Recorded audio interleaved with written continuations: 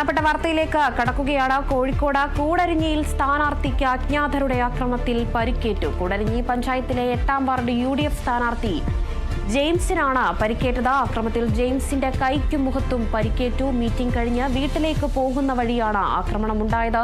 Helmet ധരിച്ചെത്തിയ 2 പേരാണ് ആക്രമണത്തിന് പിന്നിലെന്നതാണ് James പരാതിയിൽ പറയുന്നത്. തിരുവമ്പാടി പോലീസ് കേസെടുത്തു. എൻ്റെ ഒരു സുഹൃത്തുണ്ടായിരുന്നു ജോസാർ എന്ന പുള്ളിനെ അവിടെ കൽപ്പിനെ കൊണ്ട് ഇറക്കി വിട്ടു. ഞാനും എൻ്റെ ബൈക്കിനങ്ങ് തിരിച്ചു വരികയായിരുന്നു. നമ്മുടെ വീടിന്റെ മുമ്പ് തന്നെ ആ മെയിൻ റോഡിൽ 2 പയ്യന്മാർ ഒരു സ്കൂട്ടി അവിടെ നിർത്തിയിട്ട് അവർ 2 നിപ്പുണ്ട് എന്റെ വീട്ടിലേക്ക് കയറുന്നതിന്റെ അടുത്ത്. ഞാനപ്പം അമ്മമാരോട് ചോദിച്ചു, ഞാൻ എന്റെ ബൈക്ക് നിർത്തിയില്ലാന്ന് ചോദിച്ചു. എന്നാ പിള്ളേരെ അവിടെ നിൽക്കുന്നത് പെട്രോൾ തീർന്നാണെന്നൊക്കെ അറിയാൻ അങ്ങനെ ചോദിച്ചാ. അപ്പൊ അവരൊന്നും മിണ്ടുന്നില്ല. അപ്പൊ ഞാൻ എന്റെ വീട്ടിലേക്ക് കുറച്ച് ബൈക്ക് കൊണ്ട് കുറച്ച് കയറ്റി ഒരു 10 മീറ്റർ കൊണ്ട് ഫ്രണ്ടിലേക്ക് കയറ്റി നിർത്തിയിട്ട് ഞാൻ ബൈക്കിൽ നിന്ന് ഇറങ്ങി ഞാൻ തിരിച്ച് അവരുടെ അടുത്ത് ചെന്ന് ഞാൻ എന്താന്ന് ചോദിച്ചിങ്ങനെ. അപ്പൊ അതിന്റെ അടുത്ത് നീ ഞങ്ങൾക്കെതിരെ മത്സരിക്കോടാന്ന് ഒരൊറ്റ ചോദ്യം കൊണ്ട്. അപ്പൊ ഞാൻ ചോദിച്ചു നീ ആരാടാന്ന് ചോദിച്ചു. അതിലവൻ ആരാന്ന് കാണിച്ചു തരാന്ന് പറഞ്ഞിട്ട് അവന് കൈ കൊണ്ട് എന്റെ ചവിട്ടത്തിന്റെ ഒരു അടി. അതിൽ ഞാൻ അവനെ പിടിച്ച ഒറ്റ തള്ളാൻ വെച്ചു കൊടുത്തത്. അവനങ്ങോട്ട് തെറിച്ചങ്ങോട്ട് വീണു.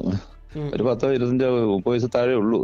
അതിലങ്ങ് വീണ് കൂടുതൽ മറ്റേ ചങ്ങായി അവിടുന്ന് ഒരു കല്ലെടുത്തിട്ട് ഒരു ഇടിയാ. അപ്പൊ അതിന്റെ അടുത്തേക്ക് വേണ്ടി തട്ടിയോണ്ട് ആ കയ്യിലും കുറച്ച് മുറിവ് വന്ന് പിന്നെ നെറ്റിക്കിട്ട് കയ്യെ തട്ടിയിട്ട് പിന്നെ നെറ്റിക്കിട്ട് കൊള്ളുവായതേ.